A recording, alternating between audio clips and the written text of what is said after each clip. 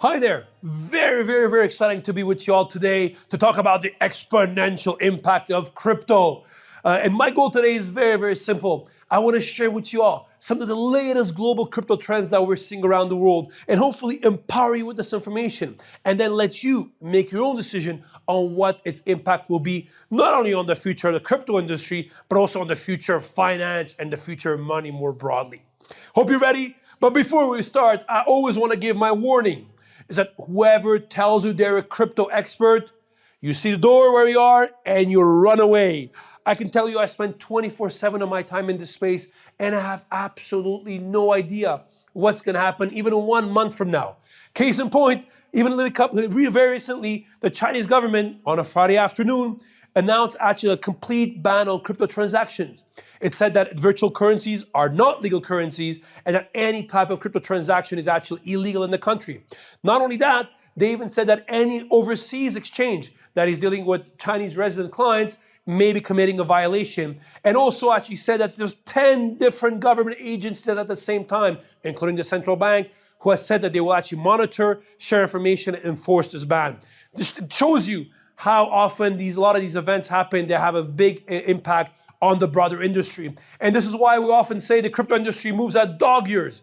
A week in the space is like 7 weeks in a normal space. And this is why it makes the industry very exciting. But that being said, today, I want to focus on 5 topics, 5 big trends that I think that you need to know that actually will provide you not only the fundamentals of understanding this industry and where we are right now, but it will give you the understanding of what the impact could be on the future of finance and the future of money. Hope you're ready. Here we go. First of all is the entry of institutional players. A couple of years ago in the early days of crypto, it was really a lot of startups, a lot of small companies were trying to really reinvent finance. But one of the big developments we're seeing right now is that some of the major developments, the game-changing impact is being done by some of the large institutional players. There are right now really literally hundreds of companies, thousands of companies in crypto space that are generating millions of dollars every month. Some companies generating $1 billion plus a month in revenues. Many of these companies now are becoming institutionalized. They're getting the traditional certifications that even banks used to get. The Big Four audits, the SOC 1, SOC 2 certifications, ISO certifications, security certifications, and really this is all making the industry a bit more institutionalized. And this is important because remember, we'll talk later about the entry of some of the institutional investors, and this has a big impact. And also, a lot of the institutional players are coming in. Some of the large financial institutions, the asset managers, the hedge funds, all entering the space as well. And there's a couple of reasons why this is happening. Some of the reasons are pretty straightforward. One of them, new revenues. At the end of the day, a lot of these financial institutions, let's face it, they're not charities, they're here to make money. And crypto is an industry where it's pretty much greenfield, there's good margins, and it's a really opportunity to be known as a leader early on while the other competitors are not in. Second, there's a lot of demand from existing clients. If you speak today to private banks, a lot of their clients are asking about crypto. If you ask a lot of these financial institutions, a lot of their buy-side clients, asset managers, hedge funds, or even corporates are asking about crypto services. So these institutions, we call them sell-side in the industry, are trying to come up with offerings to be able to service their existing clients. The other big benefit, there's now increased regulatory clarity, which is very incredible. A couple of years ago, really, there was a lack of crypto clarity, lack of crypto regulations. And the good news now is that actually pretty much in every large financial center, there is some kind of crypto regulatory framework in place. We might not love it, but at least there's some clarity, and that's very good. Literally, the crypto industry was probably the only industry in financial services that was actually lobbying for more regulations, and that obviously has been a big catalyst to the industry. So first was really the entry of institutional investors and financial institutions. Number 2 is the rise of stablecoins. What is a stablecoin? For example, a Bitcoin really is a decentralized currency. The price is determined by offer and demand. But if I send you a Bitcoin, you'll be very happy. But the problem is we don't know what the price will be a week, a month, a year from now. Now, if I send you a stable coin, the value remains the same. So what is a stable coin? It's a digital currency. It's a digital currency that is backed one-to-one by fiat money, whatever your fiat currency is. And the good news is that stable coin is worth $1 today. It'll be worth $1 next week, 1 month, 1 year from now. And that obviously has a lot of benefits as well when you think about it from a practical perspective. And this is why we've been seeing a lot of rise in the last couple of months. For example, only 18 months ago, there was less than $5 billion of stable coins in the market, and there are now over $110 billion of stable coins in the market. But what are the benefits? Who are these people using this? Well, there's quite a few of them. One of them is really cross-border payments. Today, when you're trying to make cross-border payments, there's a lot of fees, and actually it's quite expensive. A good example of this is international remittances. When today the average fee of sending money around the world is right under 7%. Think about it. And this is globally, the average. It's less than 2% in the G8. And actually it's very common, let's say between two neighboring African countries, when you're trying to send money, is double-digit fees to make one single transaction. And this is one of the benefits that we have actually with stablecoins, is that it allows us to actually make these payments around the world, not only instantaneously, but also pretty much free. And the game changer here happened in June 2019 with Facebook that announced Libra, now it's been named DM, with the goal of making sending money around the world as easy, fast, and effective as sending a WhatsApp message or an email. And this is where we're heading right now. Really, sending money around the world will be as easy and friendly as sending a WhatsApp message from that perspective. And that's super exciting. So again, remember stablecoins, ability to send money around the world for free, instantaneously, and pretty much 24/7, which is a big improvement from what we have today. So first development, financial institutions. Second was stablecoins. Number 3, decentralized finance, DeFi. I mean, unless you've been living in the cave for the last couple of months, you definitely heard about DeFi. But what is DeFi? What is decentralized finance? DeFi is actually the delivery of financial services, but without any centralized intermediary. And that is a big deal. Today, even though you're sending a payment using your favorite app, say a Venmo or PayPal, you're using a centralized intermediary. When you're making a bank transfer, you're using two banks, again, centralized intermediaries. Even when you're buying Bitcoin, for example, from one of the large exchanges, you're using a centralized intermediary, that exchange. But what is DeFi? Is really the ability to leverage blockchain technology and really offer the whole suite of financial services. But come on, Henri, what financial services can be offered? Well, there's actually quite a few of them. People right now are using decentralized exchanges to buy and sell, trade between different cryptocurrencies, borrowing and lending, where I'm literally able to actually lend and deposit my crypto, get a yield out of it, a bit like a bank if you want, and actually be able to use financial services more broadly. We're seeing asset management. Yes, asset managers. All those asset managers, they think they're doing a good job and they could not be displaced. Well, watch out for DeFi. There's now a number of asset manager offerings that are available in the market. And of course, believe it or not, decentralized insurance, where you're able to actually insure the smart contract risk that you have on some of these activities. So very, very exciting what is happening in the DeFi world. And why this is different. Why this can give to exponential growth? Couple of reasons. One is permissionless. It's open to anyone. A bank can now decide to do business with you if the bank wants it, depending on how much money you have, which country you're born in, and how they see your prospect. The beauty of DeFi is anybody can use it. Regardless of where you're born, regardless of your passport, regardless how much money you have, you can use any DeFi application that you want. And probably the best advantage we have with DeFi is what we call composability. In practical terms, I like the term financial Lego. Today, imagine there's 2 apps that you love. Let's say you love your PayPal app and your Venmo app and your favorite other application, but you're not able to put them together. The reason is all these applications, they keep their IP very secretive, and it's very difficult to actually have them actually talk to each other and let alone integrate them. Beauty of DeFi, it's all open source. You literally take any application you want in DeFi world, that's why it's called financial Lego, and mix and match them together and come up with your own offering. And that is a big deal because it really enables us to really rethink about financial services and how we can deliver it. And how big is this becoming? Well, to put things in perspective, again, a year and a half ago, the entire assets locked in DeFi were less than $1 billion. And now we're over $80 billion in DeFi.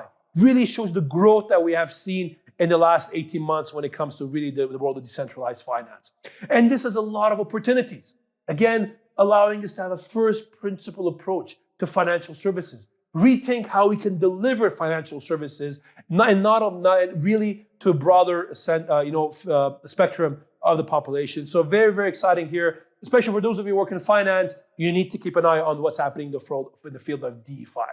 Number 4, NFTs, non-fungible tokens. Well, if you're living in a cave, if you're living in a cave and you haven't heard about DeFi, I mean, I don't know where you were living. We're not having heard about NFTs, non-fungible tokens. Tell me, Henry, what is this? I thought this was a serious conference. What is this cat running with a Pop-Tart on the image?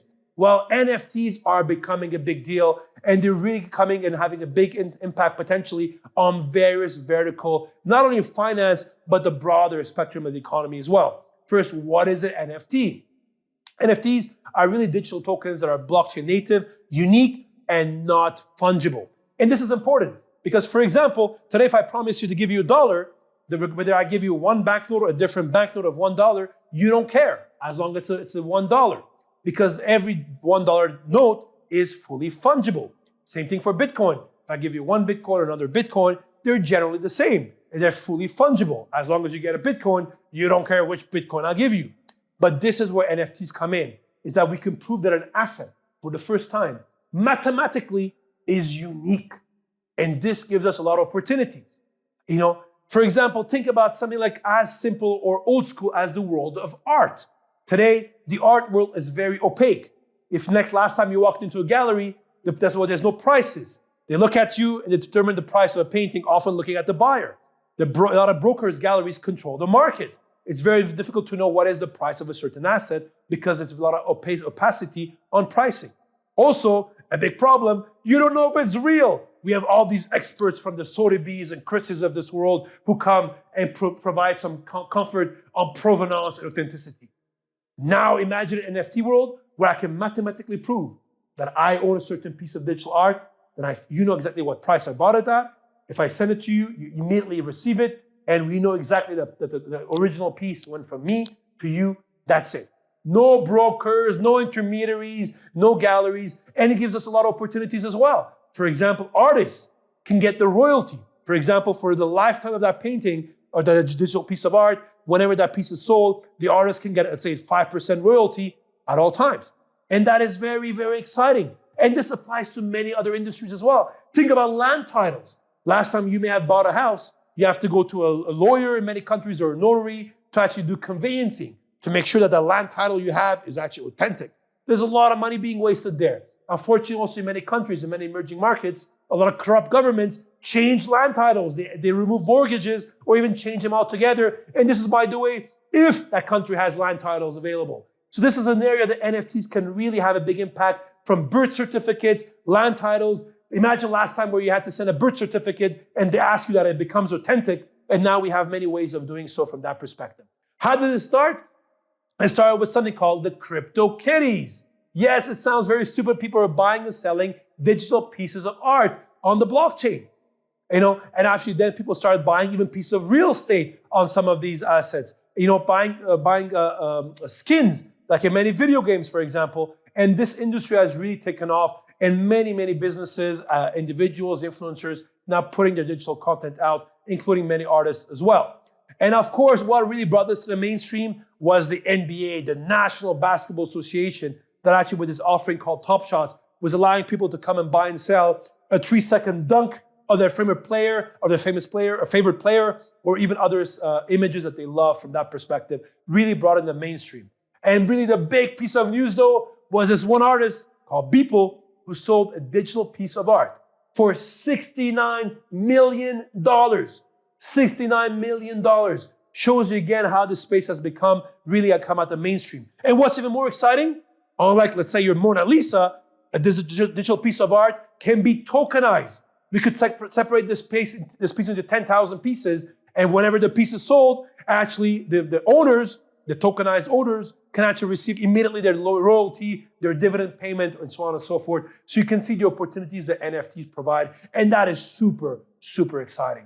And this is why we're seeing volumes explode. Literally, we've been seeing every month now, really transaction and volumes increase on these NFT platforms, and they're really showing how much more awareness there is, brand awareness there is on this topic. NFTs, there may be a hype, but I can tell you one thing, NFTs are here to stay. So definitely there you have to keep an eye on from that perspective.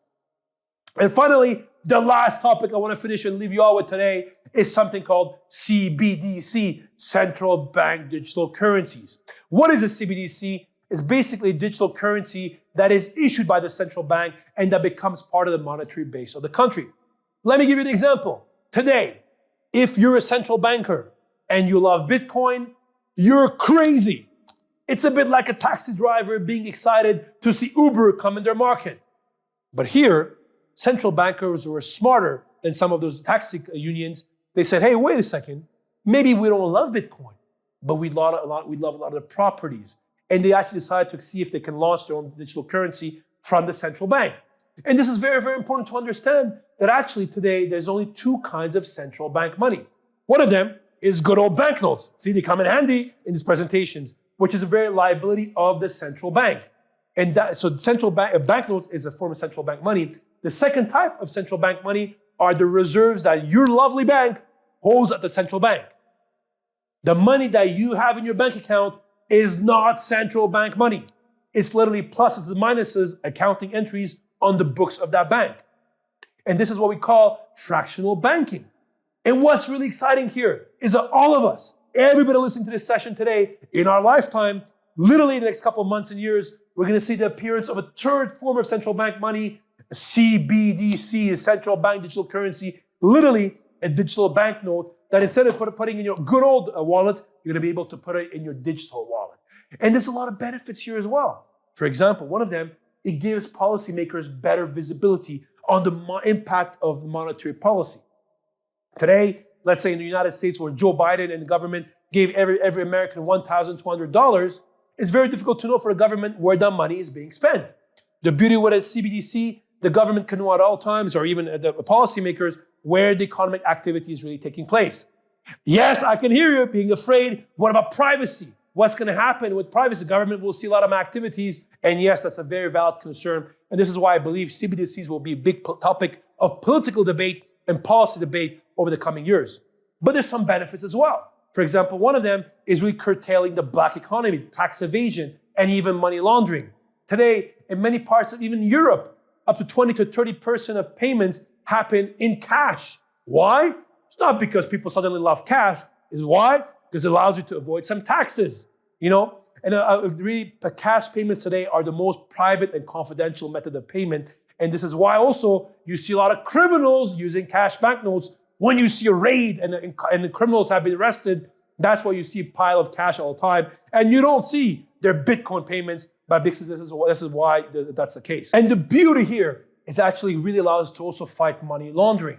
Today, actually, if you look at the banking system today, it's really problematic. According to the UN, anywhere from 2 to 5% of global GDP is being laundered by the banking system as we speak. And for the first time, it gives us a fighting chance against money laundering because the concept of giving CBDC as corruption will pretty much disappear. Doesn't make sense because it'll be very easily traceable. So there's a lot of these benefits here from that perspective. Some are good, some are bad, but what's important, there'll be a lot of policy debates on this topic over the coming years. And this is why a lot of central banks have been looking at the topic as well. Today, 86% of central banks are doing some kind of research into the topic of CBDC. And that's very exciting because there's really two kinds of CBDC right now. There's what we call wholesale CBDC, which is between the central bank and the member banks. It doesn't really affect us as a public that much. But then there's also retail CBDC, which is between the central bank and all of us, the public, the people. And this is really the big game changer. You know, over the last couple of years, there's been different initiatives of wholesale CBDC, but probably the biggest one was really when it comes to now where we are, we're trying to build platforms where different wholesale CBDC platforms can interact. Some example, what's happening between Hong Kong, Thailand, China, and the UAE, or what's happening in Singapore and Malaysia, for example, are very good examples of what's happening right now. And make no mistake, this is one also area that Asia, by the way, has quite an advance with the rest of the world. The second type of CBDC is really when it comes to a retail CBDC, which is a central bank money that all of us, the public, will be able to hold in our hands. And what's exciting here, there's different models going on, but really probably the model that'll be chosen is the one where the central bank gives the money to the banks and who then distribute the CBDC. Again, here a lot of activity, but the one country to watch, yes, the Bahamas is going live this year, but the one country to watch is China. Really, when it comes to CBDC, China is years ahead of many other countries. It started the research on this topic in 2014. It launched an institute on this topic in 2016, has been really experimenting very thoroughly since 2017. To put things in perspective, The Bank of England launched its first consultation on the topic in March 2020. So you can see how much stuff has been happening since then. A lot of developments have been taking place from China. To put things in perspective, in the last couple of months, there was over $5 billion of value that were transacted on this CBDC platform, on these Chinese ECNY platform, over 1.3 million use cases, and dozens of millions of wallets that have been taking place from that perspective as well. So make no mistake, there was even a lottery where people were being given this digital currency, the ECNY, and be able to use it from that perspective. Well, folks, that's all for today. That's all the time I have today. But again, a big warning is whoever tells you they're an expert in crypto, you gotta run away. It was a pleasure being with you all today. If you want to find out more, learn more about it, feel free to follow me on Twitter. I post daily content on crypto. Also, I have a lot of educational content on my various YouTube sites. And now the good news, it's available not only in English, but also in French, Arabic, Spanish, and Chinese. And also there's my Sunday newsletter where I cover the 3 big ideas on the future of money you need to know. Again, it's all on LinkedIn. Best way to follow me from that perspective. That's all for today, folks. Thank you very much. It was a pleasure being with you all. And thank you for giving me some of your time so I can share my passion of the future of money and finance with you all. And back to you guys today. Thank you very much.